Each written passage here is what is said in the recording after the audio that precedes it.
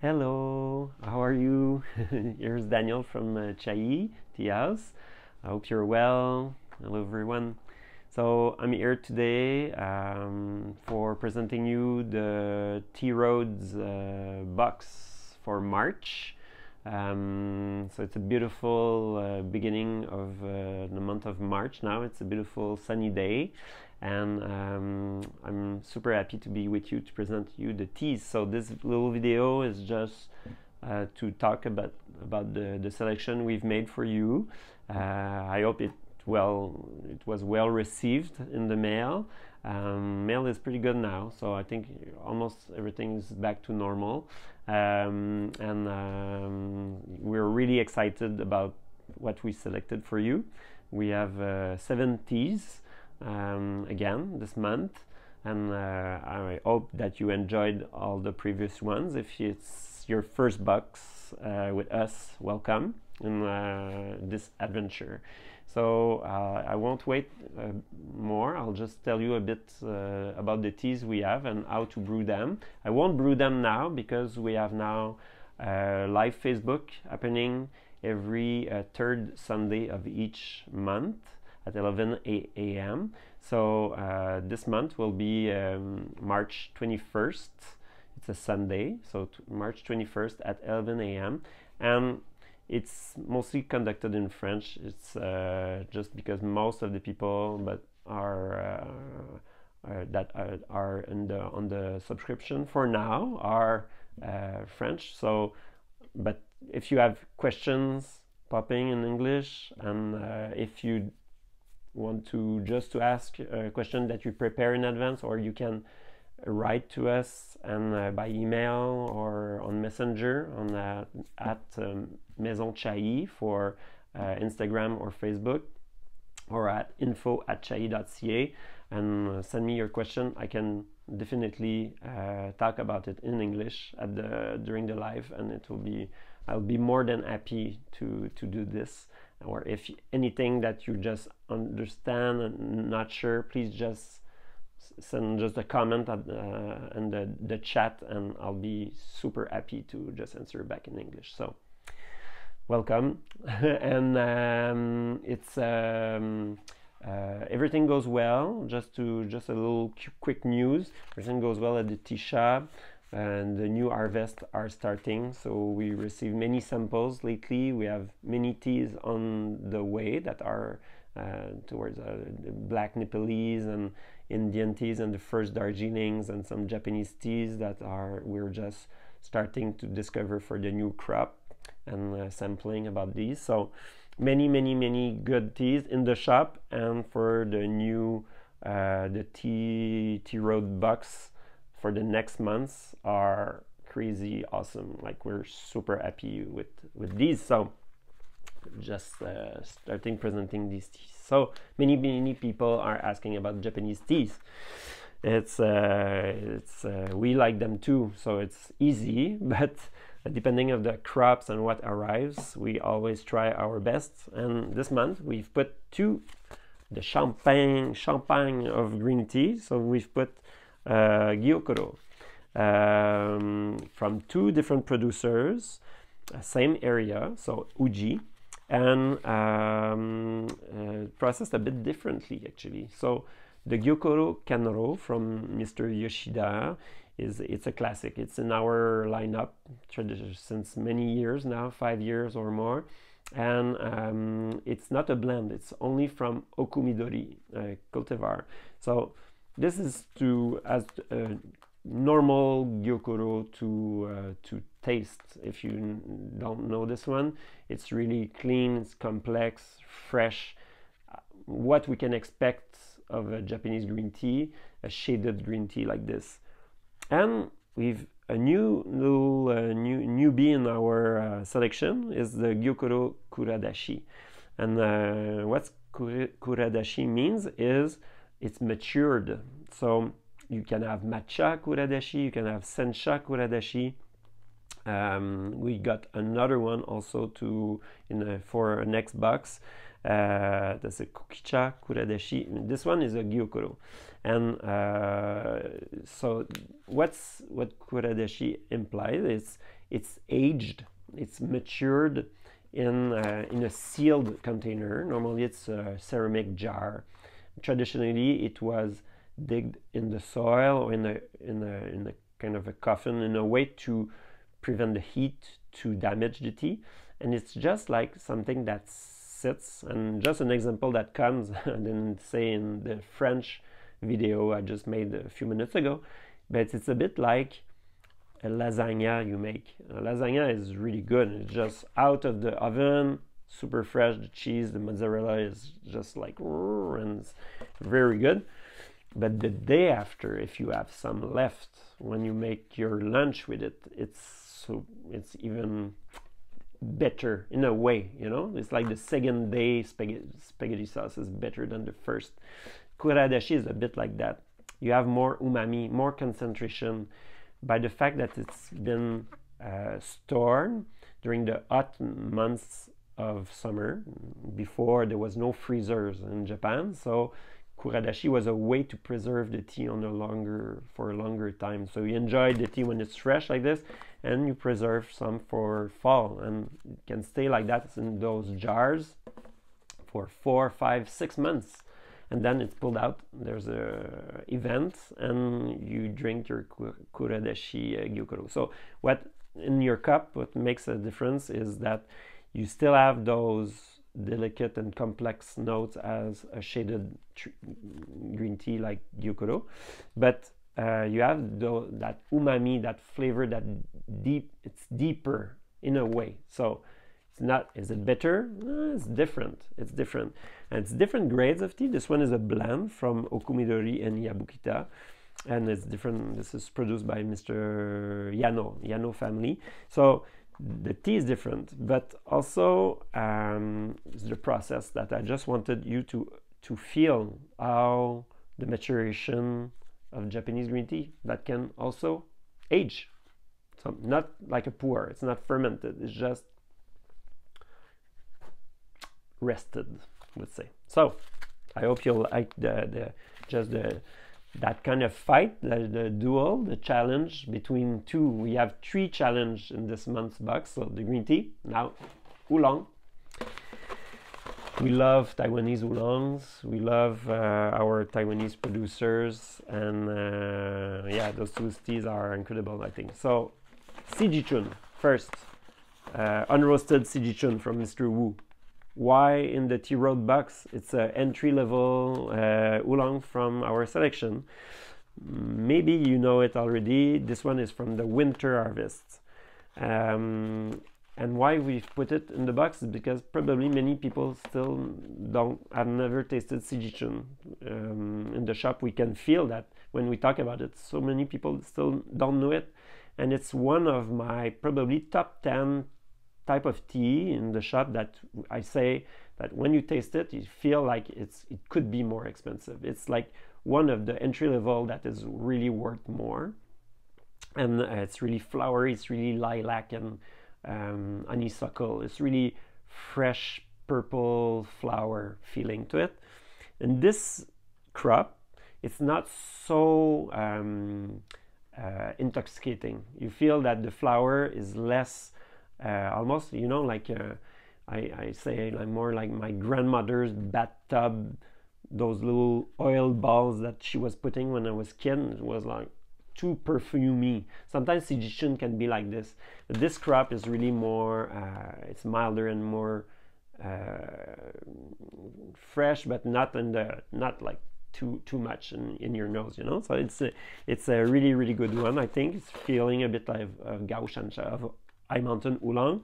So it's to me it's one of my favorite day-to-day easygoing oolong. So it just have a fight with Ji Chun from another producer, from Mr. Lee.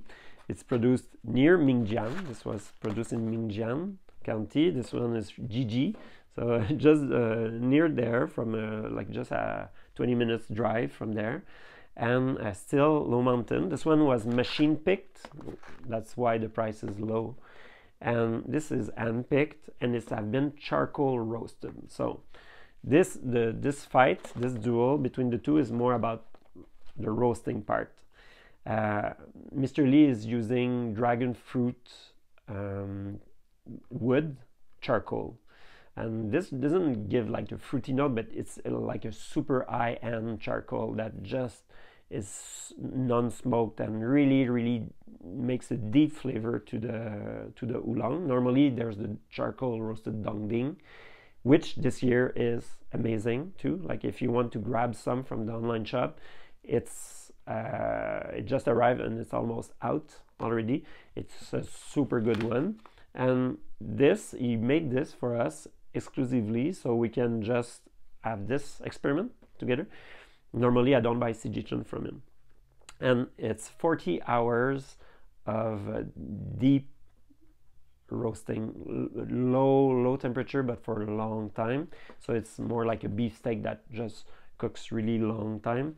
And the experiment for me was, can you still feel the flour in it? Like the flour is so present here in the unroasted version, that how can you still feel that floury spring-like in something so deep and dark as a charcoal?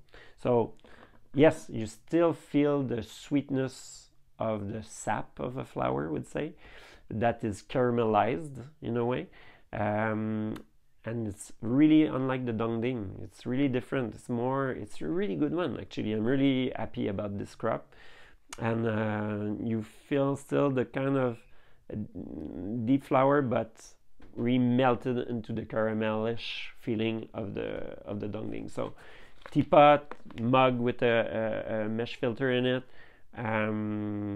really easy to brew, the two of them, very different, and easy, low caffeine, so really digestive.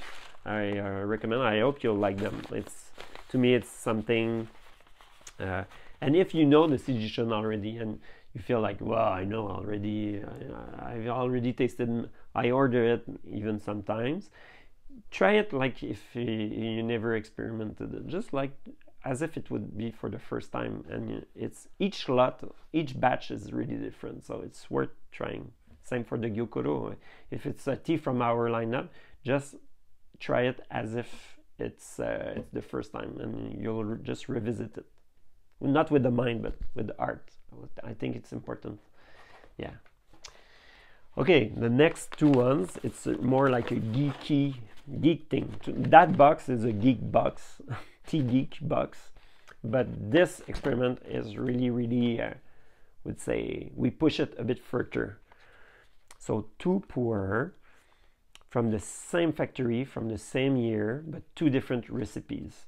So you look at the label, you say, no, they've made a mistake, they've sent me the same tea 2 times. And no, there's a number, the change here, the number 7552 and 7632. So what's those numbers? Is the recipe. So Menghai factory is one of the main factories that were nationalized when there was the Cultural Revolution in China, and they kind of made before the harvest of pu'er was really eclectic and not very stable.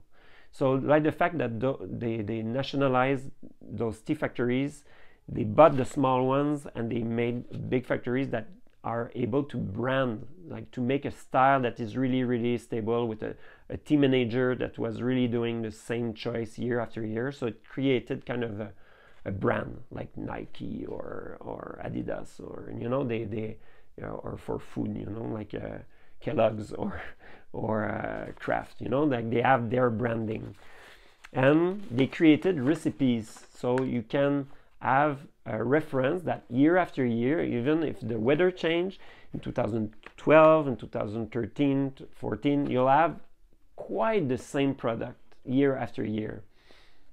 So those numbers are 75, the two first digits are for the year the recipe was created. So in 1975, they created that recipe from. A bit of that mountain with the tea of spring from this mountain, and from we blend it together. The third digit, the 5 in this case, or the 3 in this case, is the grade of the size of the leaf. So 5 being bigger than 3, 3 being smaller, 1 super small, 9 super big. So that's and the 2 is the Menghai factory, because it's like the factory number 2. There was 1 to 9, I believe, and they all finished. So it confirms what is the name there. Menghai Dayi is the name of the factory now. And the 201 is, again, the first digit is the year that it's harvested, so 2012, so the 2 there. And 01 is the crop, so the first crop of the year, so spring. I think spring goes to 3, and then 4 or 5 is kind of summerish, and when you're at 7, you're during fall harvest. So here is spring, so the best crops are the spring ones. The number 1 is the best grade.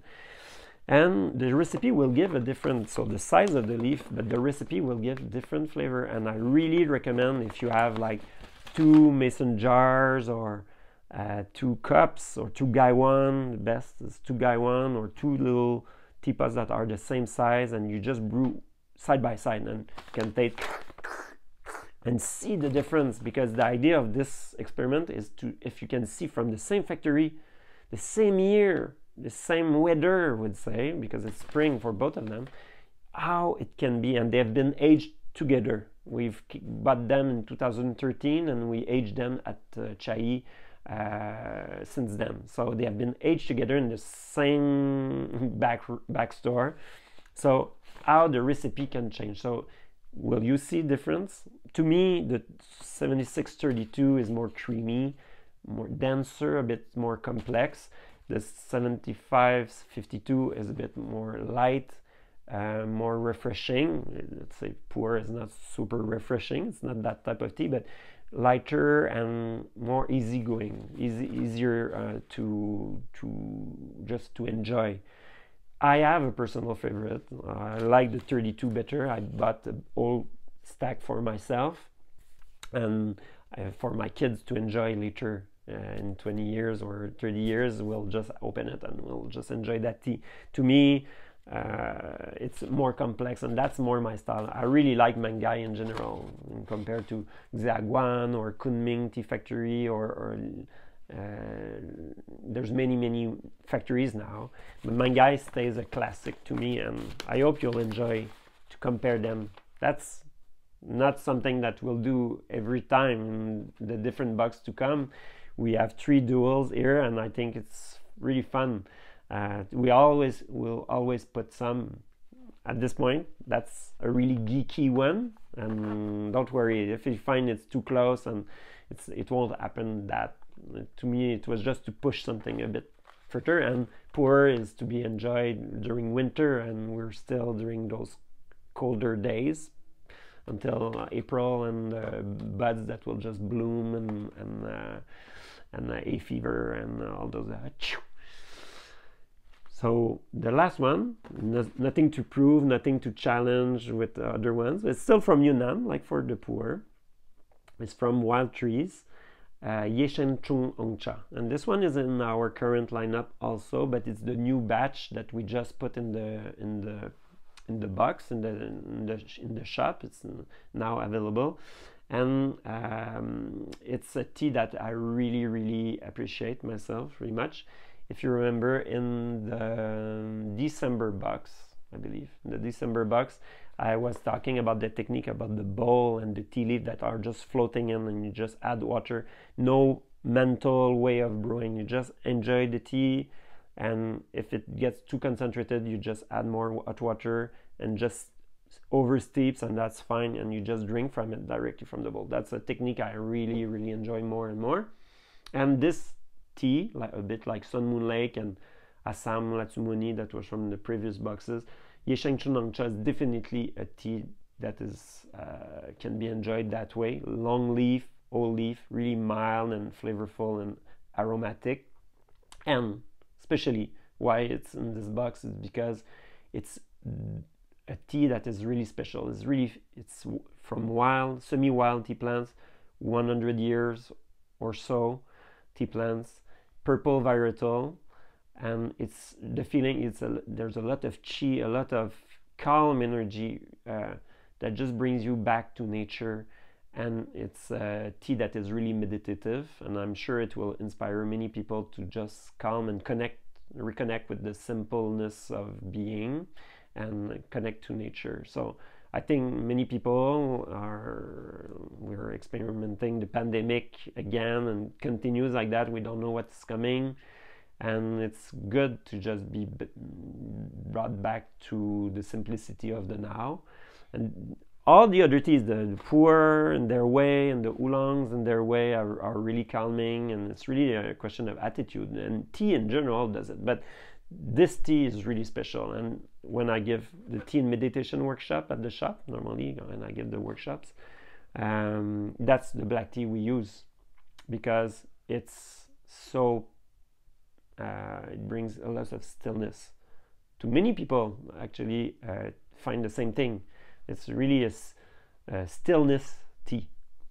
Yeah.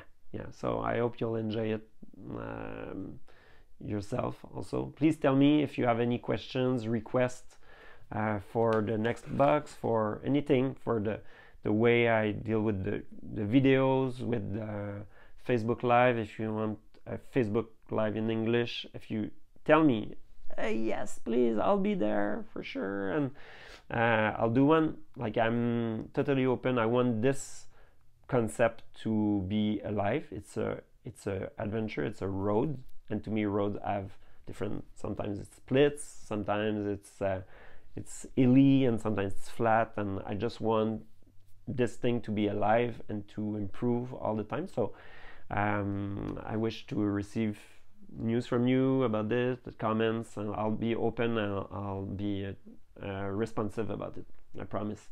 So hope you'll enjoy again this month. If it's your first box, enjoy it, and I hope you'll be with us for a long time.